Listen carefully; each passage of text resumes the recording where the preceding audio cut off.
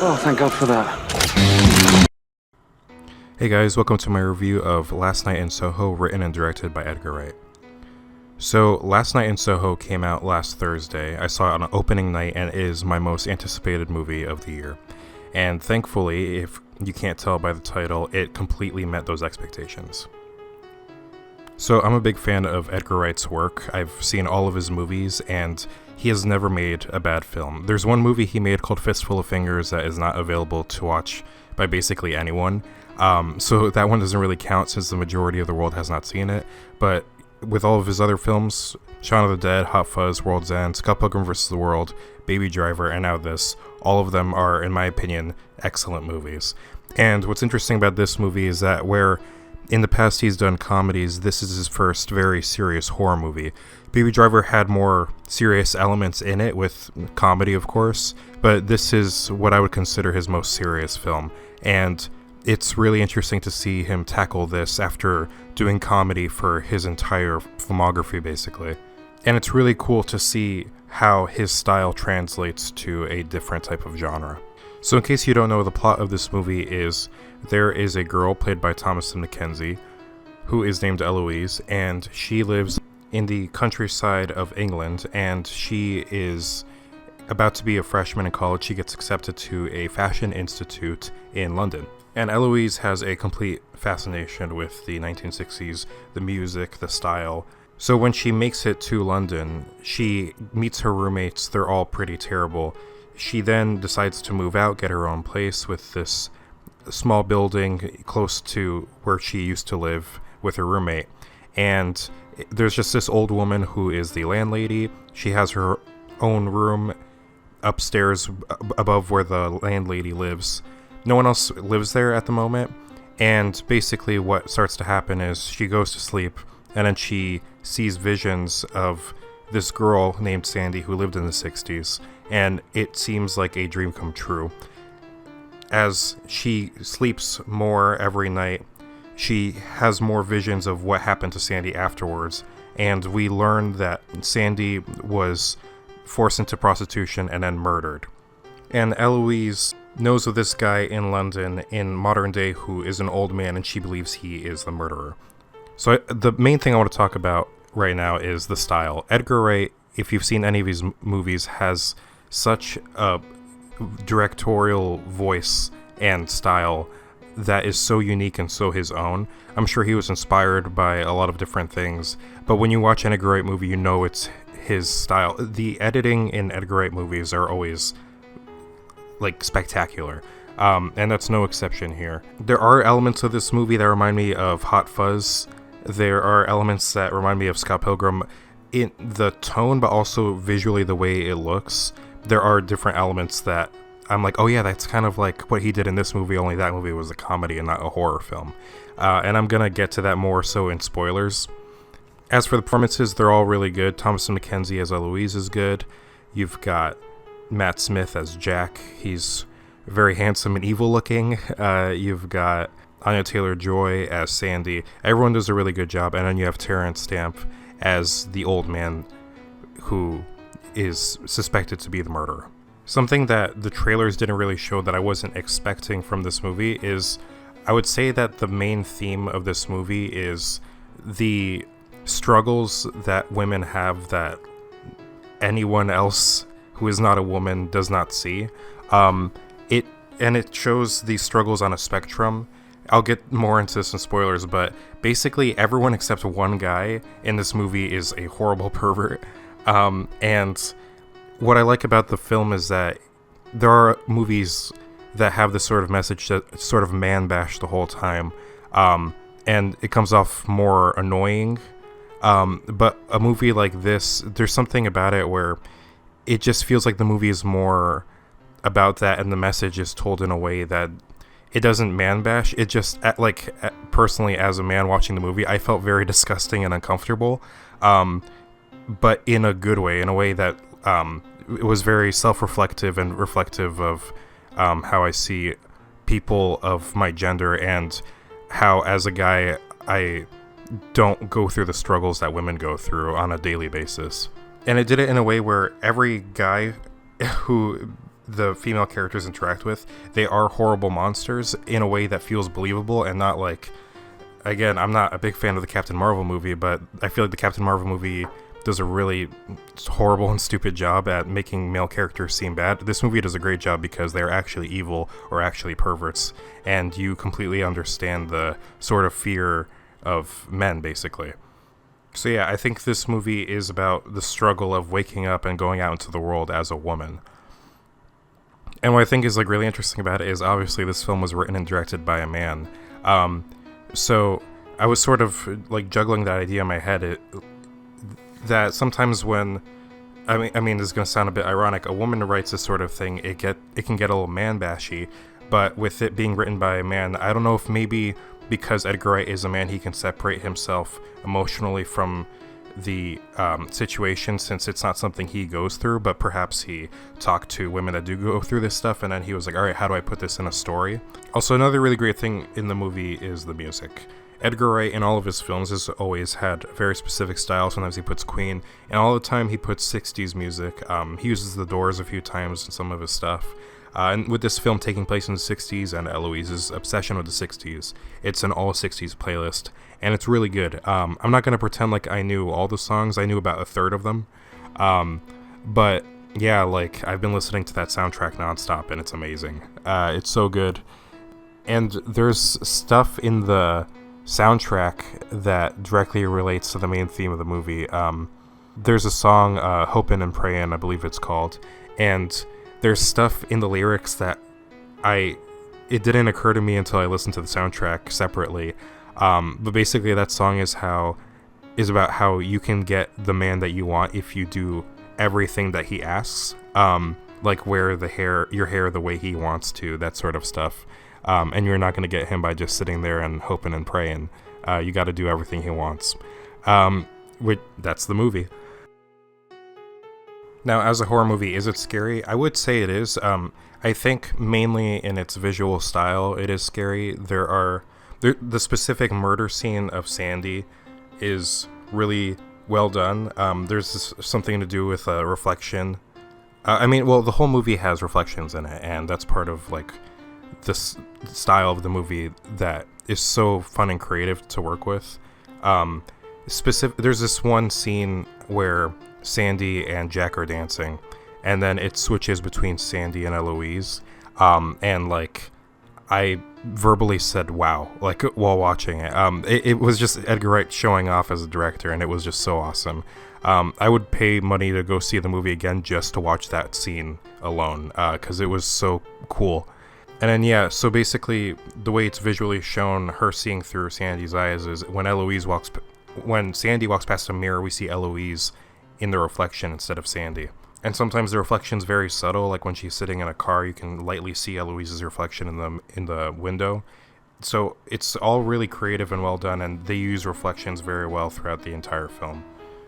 Also, this is just another thing I thought I'd bring up. There's a part where, again, no spoilers, Jack gets into a fight with this guy, and then him and Eloise/Sandy run away into, I believe it was a phone booth. You can see this in the trailer. Jack gives Sandy/Eloise a hickey, and he does it in like 15 seconds flat. And I was like, shit, like the award for fastest hickey goes to, like they were being chased, and he still managed to do it in that time. No idea how that was possible. But well done, Matt Smith. And of course, it being an Edgar Wright movie, if you've seen his films, you know he is obsessed with foreshadowing. That's what makes his movies so rewatchable. You're like, oh shit, I didn't realize that this was what was just this tiny little detail that seemed like nothing ended up being a huge thing later. You see that a lot in Shaun of the Dead and Hot Fuzz and The World's End. I'm familiar with almost all the Easter eggs in those three films, as well as Scott Pilgrim. But, for example, in Baby Driver, there's one I completely missed that I didn't learn until about 2 weeks ago. Basically, when Kevin Spacey's character, Doc, is giving the plan layout, Baby's playing with this little blue car, and then it rolls off the side of the table and crashes. And then later in the movie, when he's fighting Buddy, the car rolls off the top of the parking lot and crashes. So just little stuff like that is like really cool stuff that Edgar Wright just puts in his movies that make you feel the need to watch them again and again and again. I said this in my A Quiet Place Part 2 review, but sometimes a movie is just so well made that I fall in love with the filmmaking of it. And the story is still good, you know? The story's good here, the story's still good in A Quiet Place Part 2. But there's just something about it where you can tell so much care and thought and effort was put into the way that it was presented visually. It wasn't sloppily put together, and there's so much stuff that is done creatively that could have been done in such a simple and boring way, but Edgar Wright always puts in maximum effort when it comes to every one of his films, and it's very evident here. So I know my thoughts might seem kind of all over the place. I wrote bullet points just because I knew that I was just going to gush about this movie. This movie is great. I love it. I really doubt there's another movie that comes out in 2021 that I will love more than this. If you can only see one movie from now until December 31st, please go watch this one. It's amazing. Really good themes about the struggles of women. It's a really excellent thriller. It's visually stunning. All the performances are really great. Please go see this movie. It's awesome. It's at the moment number 1 on my top 10 list of 2021. Great movie. I'm about to go into spoilers, so if you haven't seen it, get out now while you can. And I hope you enjoyed the non-spoiler section of the review. Moving on to spoilers. So, spoilers. The thing with the old man, played by Terrence Stamp, was great, because in the second trailer, it's revealed that Eloise believes he's the killer, and we don't find that out in the film for a long time, so I was like, why would they spoil that in the trailer? Then it turns out he's not actually the killer, he was a cop, and what's amazing about that reveal is that it completely lines up with the theme of the movie, because throughout the film, he's being a creep. He's a cop, you know. He's supposed to be a good guy, whatever, you know, serve the people. But he's being a real creep with Eloise, which is part of what makes her believe that he is an old Jack. And that's why the reveal is so amazing, because you're like, you realize that he's not Jack. And then your mind goes, oh, he's just another pervert, which is exactly what the movie is about. He wasn't the killer, but he was another creepy man in the movie, just like the taxi driver who talked about Eloise's legs, that sort of stuff, which is throughout the entirety of the movie. And speaking of that taxi driver, I think it's such a great scene to have the part where Eloise is like insisting to get out, and she's in the shop looking out to see if he leaves, because I feel that fear that a lot of women have of men is very real. In that instance, the guy was a creep, but even when the guy isn't a creep, even, for example, you know, I'm a college student, I live on a college campus, and there have been situations where it's dark, I've been hanging out with some friends, I go back to my dorm, and I'll be walking in the same direction as a girl who's slightly in front of me, and then she looks over her shoulder, and you can feel the tension and the discomfort, even though I'm just walking back to my room. Or for example, when I get into an elevator with a woman, I still feel that tension also, that tension of distrust and discomfort, which of course, you know, can't blame them. But that is what I feel the movie is about. It's about the fear of the unknown and specifically men, I guess. And this sort of goes with the idea of the relationship that Sandy has with Jack back in the 60s. I love the part where Jack defends Sandy when the guy calls her a whore and a slut.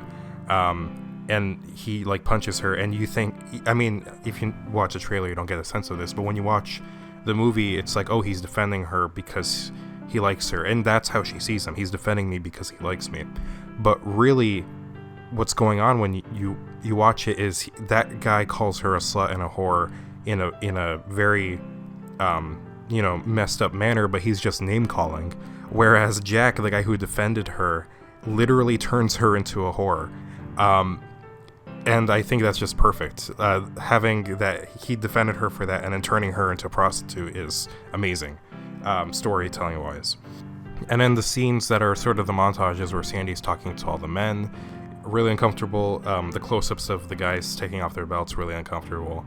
And this brings us to the old woman, who is the landlady and revealed to be Sandy. So when Eloise asks Sandy about the girl who might have lived upstairs, she acts a bit like weirdly and like, oh yeah, people have like always been murdered in like London. It's just a thing. And I don't know, there's something about how she dodged the question that was like, she knows something about this. And there was a part of me that was like, what if she's old Sandy? And this sort of goes into my flaw of the movie, which is that Eloise gets a vision that Sandy is murdered by Jack. She sees it with her own eyes, and that needs to happen for the plot to continue, basically, and for her to believe that Terrence Stamp's character, the cop, is Jack.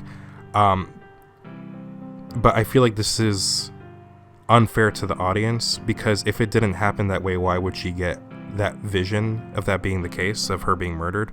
Unless, of course, it's metaphorically murdered in the way that old Sandy explains. But yeah, for a mystery to work for me personally, everything has to be like, oh, that makes sense, that perfectly adds up. And with that detail, it didn't really, because if it's a more metaphorical killing, it doesn't really line up with everything. Obviously, Jack didn't murder her, she murdered Jack. So yeah, that's basically my only flaw with the movie. But yeah, otherwise, that reveal is really great. When she sat down and drank the tea, I was like, don't drink that tea, something's up. But yeah, to find out that she murdered all those guys and those are the ghosts that were following her was really great. I assumed that they were ghosts, but I thought they were ghosts that just slept with Sandy and now are following Eloise. But yeah, it didn't like occur to me that they were murdered by Sandy, and to have them try to get Eloise to murder Sandy was really interesting. And then her refusal of that. Also, the visuals of all the men's ghost hands grabbing her, very thematic with the rest of the movie. They're like non-consensually grabbing Eloise and trying to get her to do something that they want, that she does not want to do. So I'm gonna go into some of the foreshadowing that I noticed in the movie. There's probably way more than this that I didn't see, because Edgar Wright always puts really tiny little hidden stuff in his movies. But the two main ones that I noticed, one is related to Sandy, where Eloise brings her guy friend from the fashion class back to her room, and there's no men allowed. Obviously Sandy has had bad experiences with men, and then she was like, I was almost gonna kill him, and it's like, oh, she did murder all those guys, so she was probably serious. She does stab him at the end. And another bit of foreshadowing that I noticed is Eloise almost gets hit by the taxi, and then at the end, Terrence Stamp's character, the cop, gets hit by the taxi and dies. There's probably way more than that. Those are the only two I noticed, just because I was so wrapped up in the movie. But I know on repeated viewings I will definitely find extra stuff that Edgar Wright put in there. Also, something else, when Eloise is climbing up the stairs backwards and we see Sandy as a young woman and the background is red, that looked a lot like Scott Pilgrim.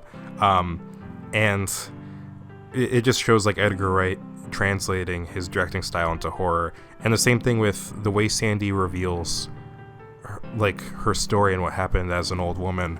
That's straight out of Hot Fuzz. I mean, the ending of Hot Fuzz is told, and the murders in Hot Fuzz is shown exactly the same way, where it's going back and explaining everything that happened, and you're like, oh.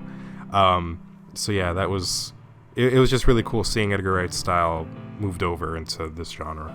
So yeah, in case you can't tell, I love this movie so much. Please go see it. It's really, really, really good. I kind of want to go see it again, but October has been murdering me with the amount of movies that have been coming out. I need money. I need my money. So I might go see it again. I'll have to see. But yeah, I love this movie so much. I've been listening to the soundtrack nonstop. It's going to be really hard to beat this one in 2021. It's so good. Please go see it. Thank you so much for listening, and those were all of my thoughts and analysis on Last Night in Soho, written and directed by Edgar Wright. I'll see you at the next review.